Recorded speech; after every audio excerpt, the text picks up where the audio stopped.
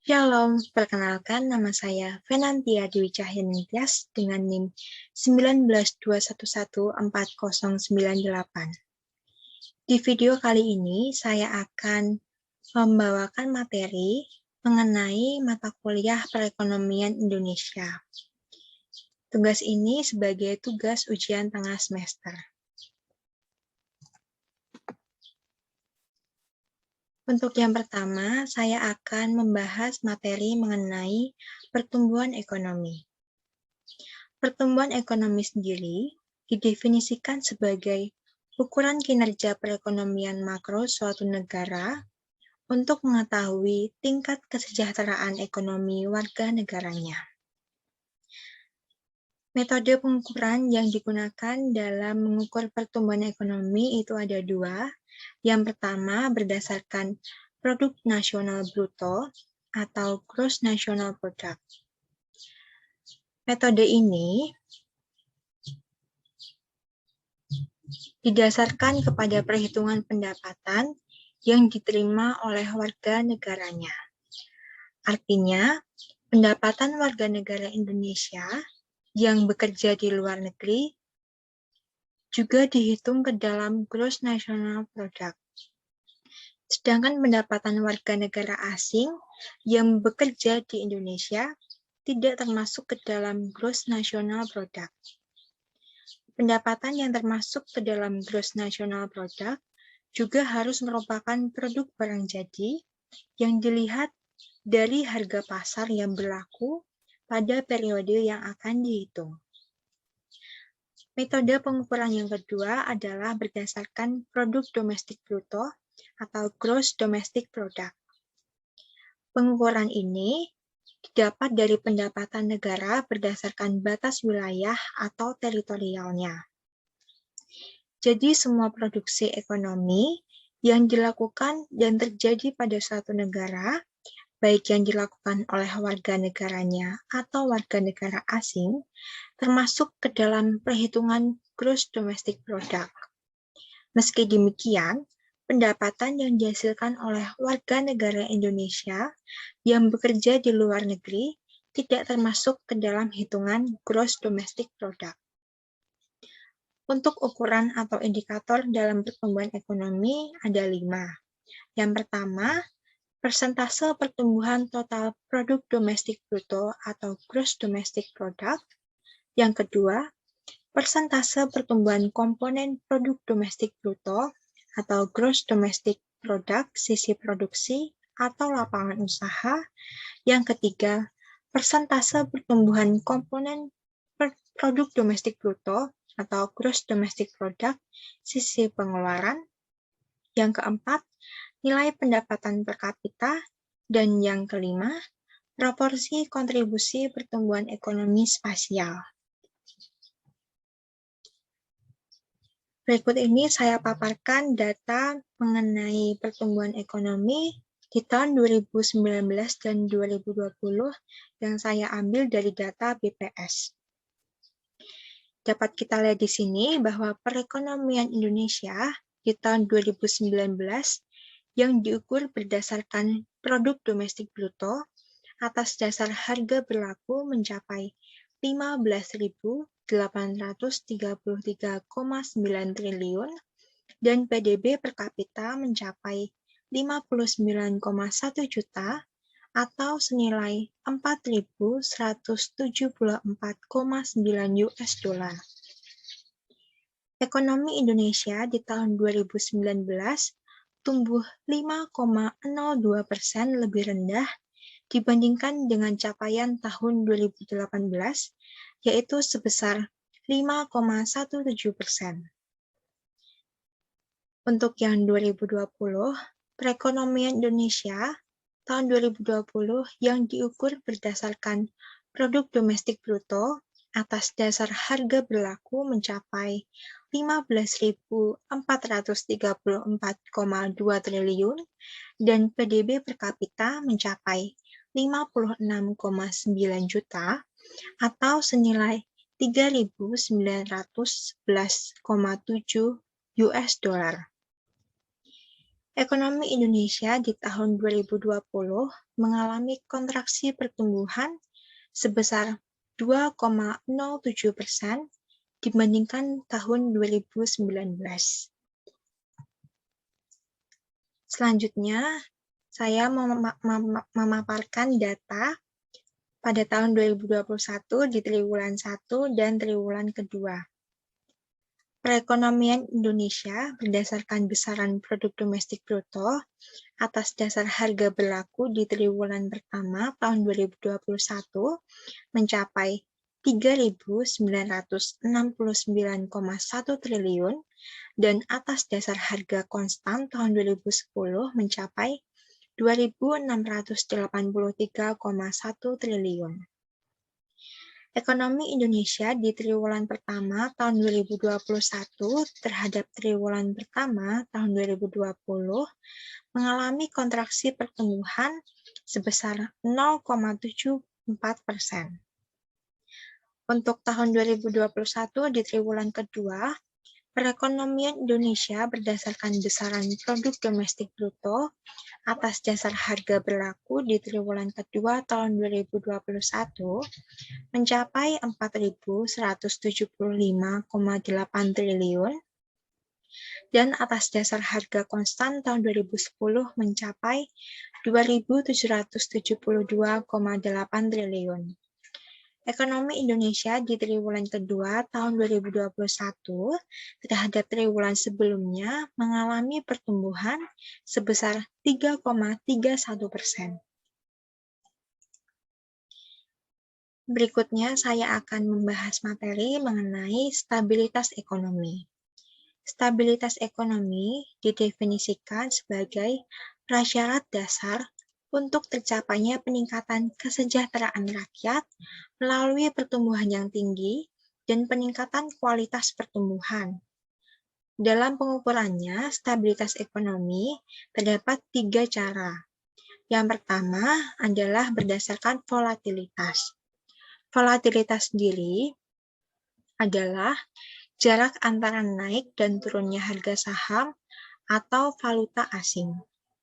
Volatilitas tinggi artinya harga naik secara eksponensial lalu turun dengan cepat sehingga memunculkan selisih yang besar antara harga terendah dengan harga tertinggi dalam waktu tertentu.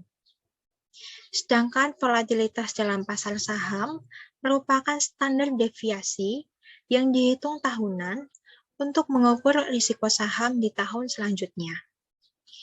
Yang kedua, pengukurannya menggunakan variabel-variabel tertentu. Yang ketiga, menggunakan makroekonomi. Makroekonomi sendiri adalah cabang ekonomi yang mempelajari bagaimana perekonomian secara keseluruhan, baik pasar atau sistem lain yang beroperasi dalam skala besar. Makroekonomi sendiri mempelajari fenomena ekonomi secara luas, seperti terkait inflasi, tingkat harga, tingkat pertumbuhan ekonomi, pendapatan nasional, produk domestik bruto, dan perubahan pengangguran. Makroekonomi mencoba mengukur seberapa baik suatu perekonomian berkinerja untuk memahami kekuatan apa yang mendorongnya dan juga untuk memproyeksikan bagaimana kinerja dapat meningkat. Untuk kebijakan terkait dengan stabilitas ekonomi, ada kebijakan moneter, di mana kebijakan moneter ini adalah kebijakan yang dikeluarkan oleh Bank Sentral untuk mengatur stabilisasi ekonomi, seperti mengatur jumlah uang yang beredar. Tujuannya adalah untuk pengendalian ekonomi secara makro agar tercipta kestabilan ekonomi dengan mengatur jumlah uang yang beredar. Yang kedua itu ada kebijakan fiskal, yaitu segala jenis peraturan dan keputusan yang diambil pemerintah demi menjaga stabilitas perekonomian secara makro. Beberapa sektor yang terdampak langsung oleh adanya kebijakan fiskal adalah pendapatan nasional, tingkat pengangguran, inflasi, dan juga kemiskinan. Berikut merupakan tabel kurs tengah beberapa mata uang asing terhadap rupiah di Bank Indonesia dan harga emas di Jakarta. Data ini saya ambil dari BPS dari tahun 2018 sampai dengan 2020. Namun saya akan lebih menyoroti tahun 2019 dan 2020. Dapat kita lihat di sini secara keseluruhan, di tahun 2019 nilai kurs rupiah terhadap beberapa mata uang asing mengalami penurunan. Sedangkan di tahun 2020, nilai tukar rupiah mengalami kenaikan. Saya akan lebih menyoroti nilai tukar rupiah terhadap dolar Amerika. Di sini dapat kita lihat tahun 2019, nilai tukar rupiah terhadap dolar Amerika mengalami penurunan, yaitu sebesar 580 rupiah, senilai 13.901. Sedangkan di tahun 2020, nilai kurs rupiah mengalami peningkatan sebesar 204 menjadi 14.105 rupiah. Selanjutnya, untuk prospek di tahun 2021, Bank Indonesia memperkirakan bahwa nilai tukar rupiah akan bergerak di kisaran 14.200 hingga 14.600 per dolar Amerika Serikat pada tahun akhir 2021. Proyeksi ini seiring dengan kinerja sektor eksternal yang positif, inflasi yang rendah, serta imbal hasil investasi Indonesia yang tetap baik. Hingga 20 Agustus 2021, nilai tukar rupiah menguat sebesar 1,47% secara rata dibandingkan dengan level akhir Desember 2020. Hanya saja, bila dilihat secara point to point, nilai tukar rupiah masih mengalami depresiasi sebesar 2,78% bila dibandingkan dengan level akhir tahun 2020. Materi yang selanjutnya adalah mengenai ketenagakerjaan. Ketenagakerjaan adalah segala sesuatu yang berhubungan dengan tenaga kerja pada waktu sebelum, selama, dan setelah selesai masa hubungan kerja. Tenaga kerja sendiri adalah setiap orang yang mampu melakukan pekerjaan guna menghasilkan barang atau jasa, baik untuk memenuhi kebutuhan dirinya sendiri maupun untuk memenuhi kebutuhan masyarakat. Ketenaga kerjaan sendiri dibagi menjadi beberapa kategori. Yang pertama itu kategori berdasarkan kualitas. Terdapat 4 macam. Yang pertama adalah tenaga kerja terdidik. Tenaga kerja terdidik ini adalah seseorang yang memiliki pengetahuan dan keahlian pada suatu bidang tertentu. Biasanya pengetahuan dan keahlian ini diperoleh melalui pendidikan formal yang mereka tempuh. Yang kedua itu ada tenaga kerja terlatih, di mana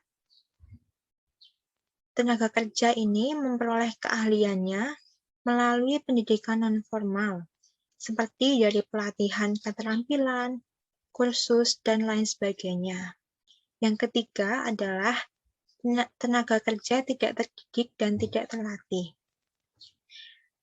di mana pekerjaan yang dilakukan ini tidak mengharuskan seseorang untuk memiliki keahlian atau kewajiban tertentu.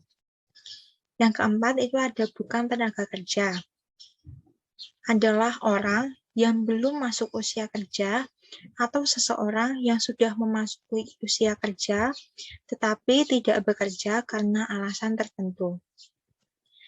Kategori yang kedua itu berdasarkan batas kerja. Terdapat 2 macam. Yang pertama adalah angkatan kerja.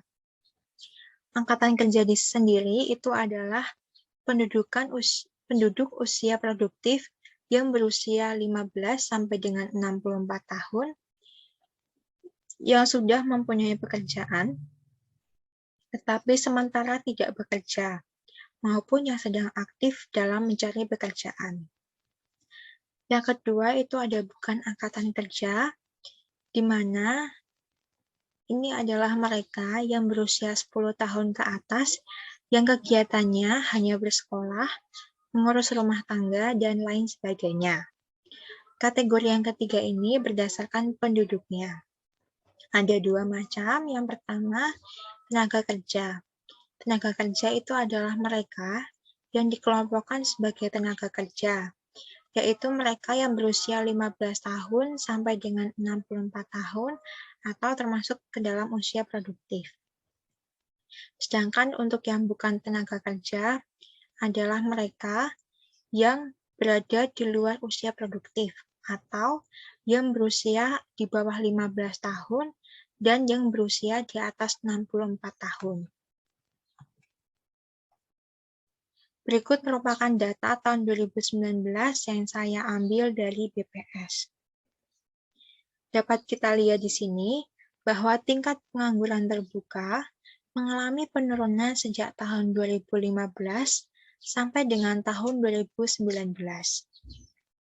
Pada bulan Agustus tahun 2019, tingkat pengangguran terbuka turun menjadi 5,28% dibandingkan dengan tahun lalu yang sebesar 5,34%. Terdapat 5 orang penganggur dari 100 orang angkatan kerja di Indonesia. Tingkat partisipasi angkatan kerja atau TPAK juga mengalami peningkatan. Tingkat partisipasi angkatan kerja di bulan Agustus tahun 2019 sebesar 67,49%, meningkat sebesar 0,23 persen poin dibandingkan dengan tahun lalu. Peningkatan tingkat partisipasi angkatan kerja ini memberikan indikasi potensi ekonomi dari sisi pasokan tenaga kerja yang meningkat.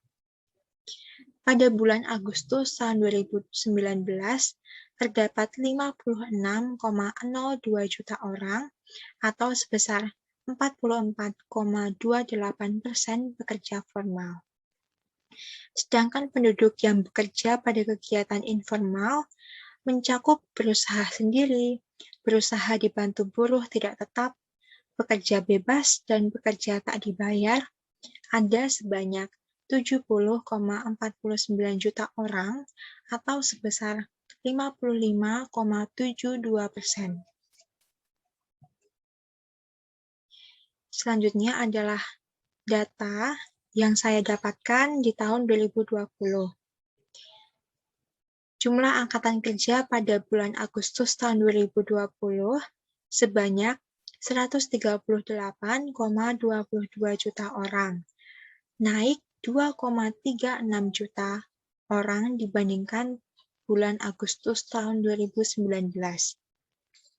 Sejalan dengan kenaikan jumlah angkatan kerja, tingkat partisipasi angkatan kerja juga naik sebesar 0,24 persen poin. Tingkat pengangguran terbuka pada bulan Agustus tahun 2020 sebesar 7,07%, meningkat 1,84 persen poin dibandingkan dengan bulan Agustus tahun 2019. Penduduk yang bekerja sebanyak 128,45 juta orang, turun sebanyak 0,31 juta orang dari bulan Agustus tahun 2019. Lapangan pekerjaan yang mengalami peningkatan persentase terbesar adalah sektor pertanian, yaitu sebesar 2,23 persen poin.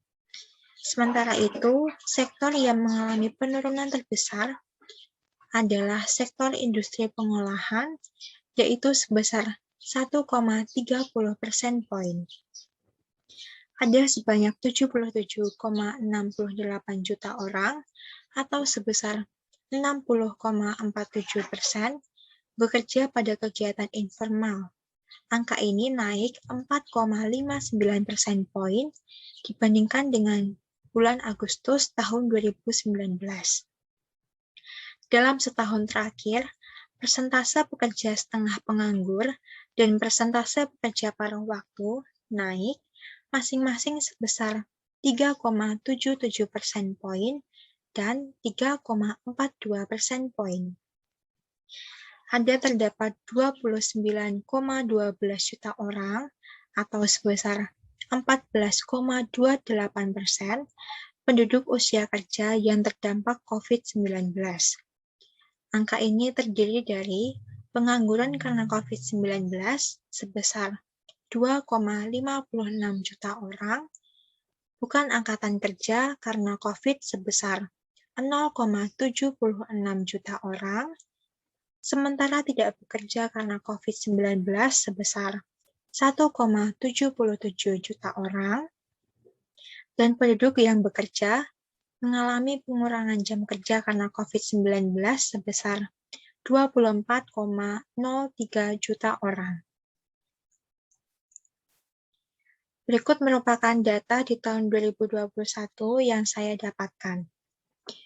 Jumlah angkatan kerja pada bulan Februari tahun 2021 ada sebanyak 139,81 juta orang. Angka ini naik 1,59 juta orang dibandingkan pada bulan Agustus tahun 2020. Sejalan dengan kenaikan jumlah angkatan kerja, tingkat partisipasi angkatan kerja juga akan naik sebesar 0,31 persen poin. Tingkat pengangguran terbuka pada bulan Februari tahun 2021 sebesar 6,26%. Angka ini turun 0,81 persen poin dibandingkan dengan Agustus tahun 2020. Penduduk yang bekerja ada sebanyak 131,06 juta orang. Angka ini meningkat sebanyak 2,61 juta orang dari bulan Agustus 2020. Lapangan pekerjaan yang mengalami peningkatan persentase terbesar adalah sektor penyediaan akomodasi dan makan minum, yaitu sebesar 0,34 persen poin. Sementara, sektor yang mengalami penurunan terbesar yaitu sektor transportasi dan pergudangan, sebesar 0,30 persen poin. Ada sebanyak 78,14 juta orang atau sebesar 59,62% bekerja pada kegiatan informal. Angka ini turun 0,85 persen poin dibandingkan bulan Agustus tahun 2020.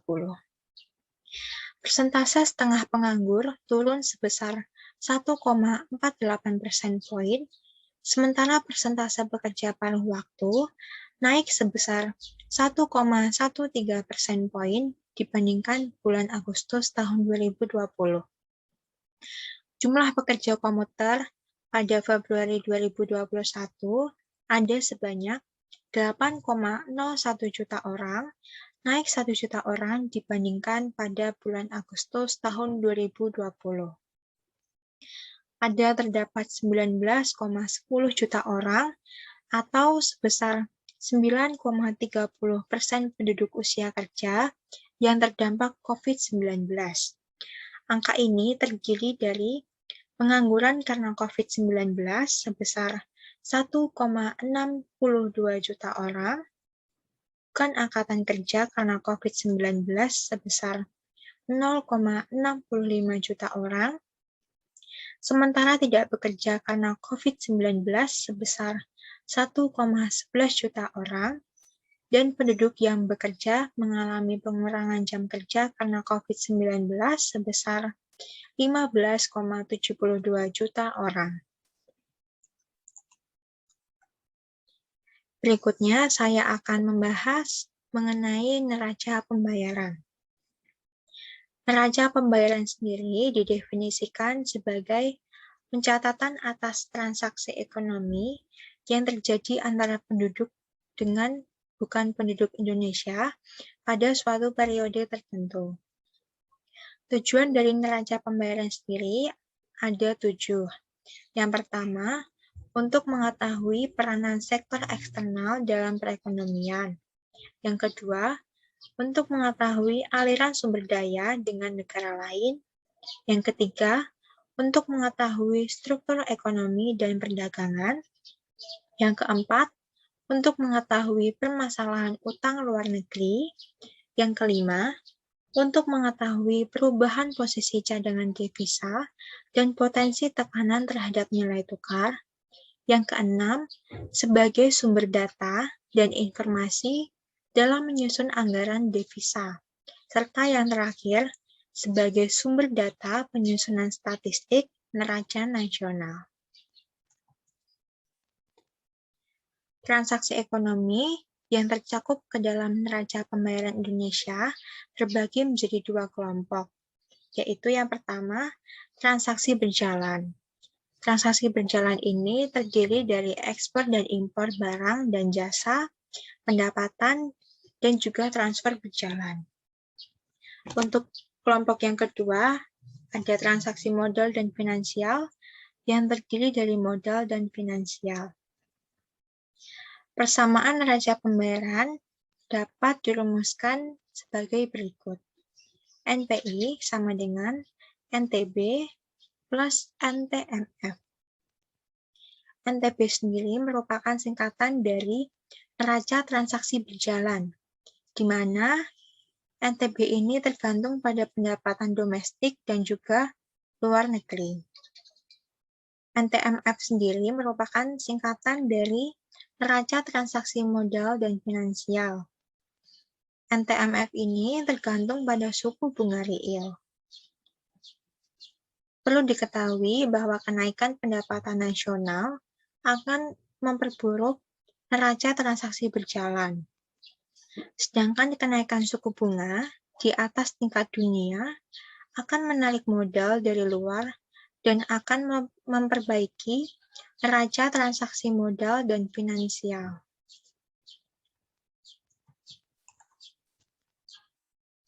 Berikut saya akan paparkan data mengenai neraca pembayaran di tahun 2019. Perkembangan neraca pembayaran Indonesia secara keseluruhan di tahun 2019 menunjukkan ketahanan sektor eksternal yang tetap kuat. NPI tahun 2019 mencatat surplus 4,7 miliar dolar AS.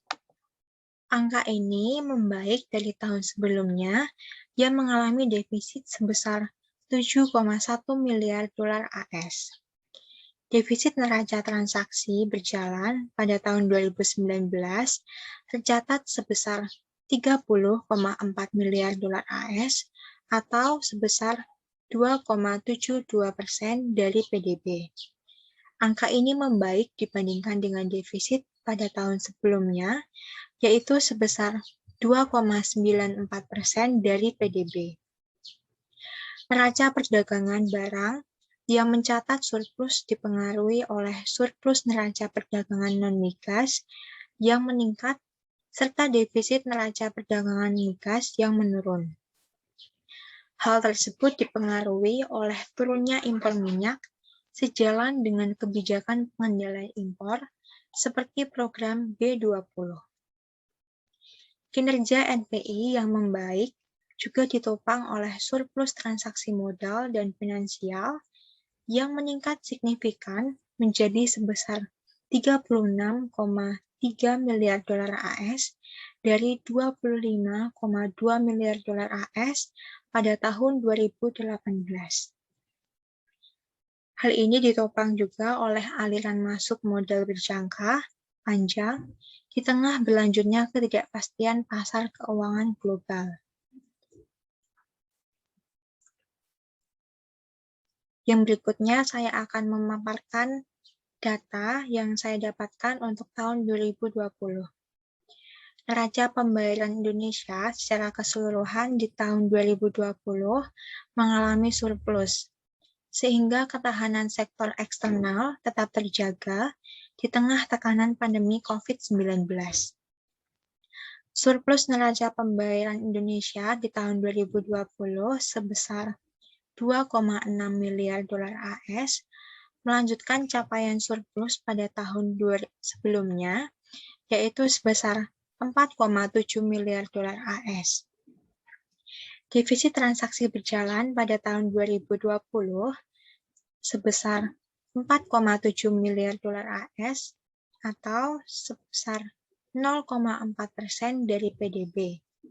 Angka tersebut jauh menurun dari defisit pada tahun 2019, yaitu sebesar 30,3 miliar dolar AS atau sebesar 2,7% dari PDB.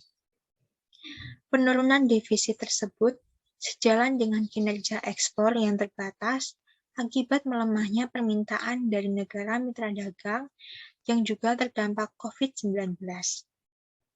Di tengah impor yang juga tertahan akibat permintaan domestik yang belum kuat.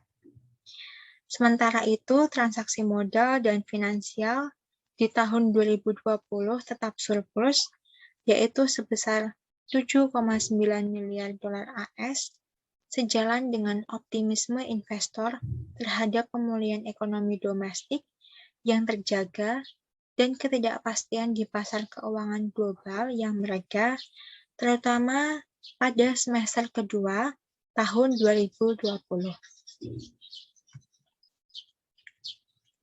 Dan berikut merupakan data yang saya dapatkan untuk tahun 2021. Neraca pembayaran Indonesia pada triwulan kedua tahun 2021 tetap baik, sehingga mendukung ketahanan eksternal. Neraca pembayaran Indonesia pada triwulan kedua tahun 2021 mengalami defisit rendah sebesar 0,4 miliar US dollar. Dengan perkembangan tersebut, posisi cadangan devisa pada akhir Juni 2021 mencapai 137,1 miliar dolar AS, relatif sama dibandingkan posisi pada akhir Maret tahun 2021. Posisi cadangan devisa tersebut setara dengan pembiayaan 8,8 bulan impor dan pembayaran utang luar negeri pemerintah, serta berada di atas standar kecukupan internasional. Demikian presentasi yang saya sampaikan. Kurang lebihnya saya mohon maaf dan terima kasih atas perhatian Anda sekalian.